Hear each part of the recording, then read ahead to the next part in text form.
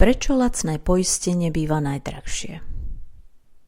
Prvá vec, ktorú rodičia pri poistení riešia, je cena.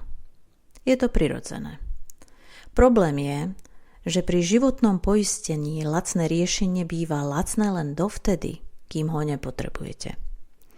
Nízka cena často znamená nízke poistné sumy, chýbajúce krytie výpadku príjmu alebo riziká, ktoré sú kryté len formálne. Rodina však nepotrebuje lacné poistenie. Potrebuje funkčné poistenie.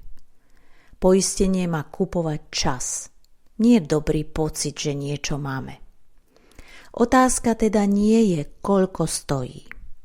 Otázka je, čo by sa stalo, keby sme ho naozaj potrebovali.